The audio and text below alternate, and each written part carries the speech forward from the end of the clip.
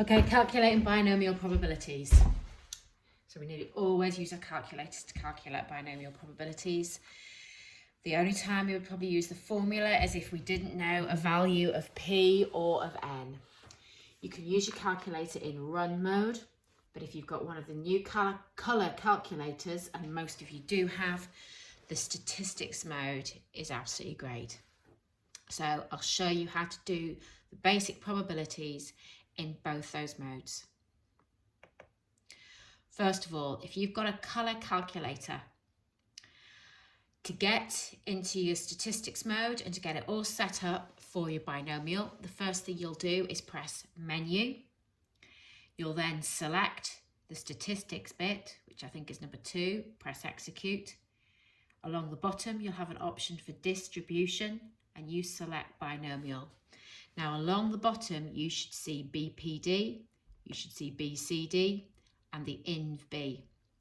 Now BPD means the probability of X equaling a number, i.e. probability of X equaling 6. BCD means the probability of X is less than or equal to a number, or in this case on the colour calculator only, X is greater than or equal to a number. In the binomial, because it's a discrete distribution, only takes whole number values, you never ever can work out probability of X being greater than a number or X being less than a number. If you are asked to, and you will be by a question, you will have to rewrite it, and I will show you what I mean by rewriting it.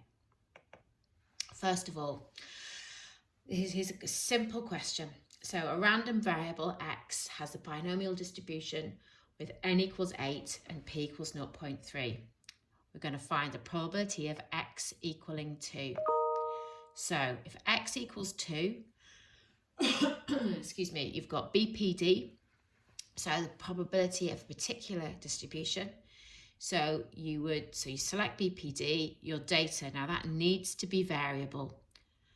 X is 2, the number of trials, which is your value of n, is 8, and your value of p is 0.3. And then you execute, there's your answer.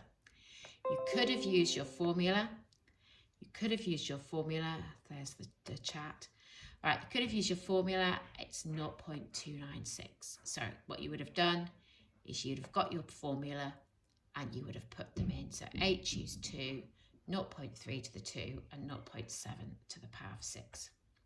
Right, second question, find the probability of X being less than or equal to 5. So BCD, your data is variable. Your lower limit, now X is less than or equal to 5, means X could be 0, 1, 2, 3, 4 or 5. So your lower is 0 and your upper is 5. Number of trials is still 8. Probability of success is 0.3. So there's your answer. Here, greater than or equal to 6. Now that means 6, okay, 6, 7 or 8. So the lower is, your data is still variable, it's BCD. Lower is 6, upper is 8, your number of trials is 8, and the probability of success is 0.3. Next one. Right, the probability of X being greater than 4. Right, you can't do that, so you have to think greater than 4 in this question means 5, 6, 7 or 8, which we write as greater than or equal to 5.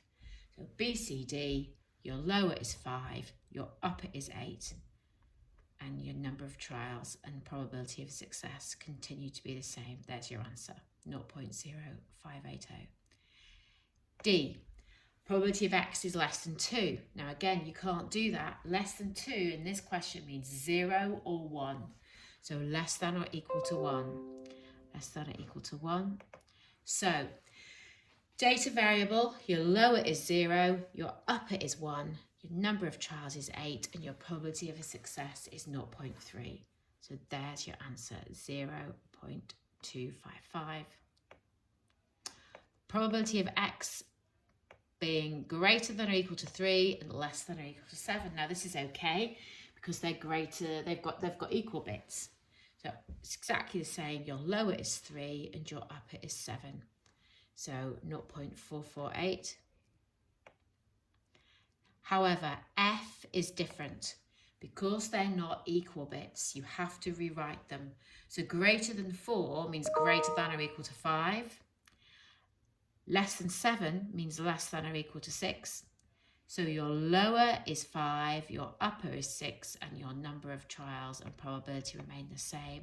And there's your answer. If you don't have a colour calculator, it's probably easier. If you've got an older calculator, it's probably easier if you do them in run. So if you're going to do them in run, you option, stat, and binomial. And again, you see the same things along the bottom, BPD, BCD in binomial. And now we do the same question. Okay, we're going to do the same question we did before, but this is how you enter them. Your X value first, then your N, then your P. They have to be in brackets and commas between them. So a random variable has binomial distribution with N equals 8, P equals 0.3. We're going to find the probability of X equaling 2. So BPD 2, 8, 0.3. So if you put them in there, it should give you your answer. So BPD 2, and that's because it's X equals. So I need to turn off my notifications. Right, probability of X equals 2, 8, 0.3. X is less than or equal to 5. So here it's BCD because there's a less than. So the X value goes there, 5, then the N, and then the 0.3.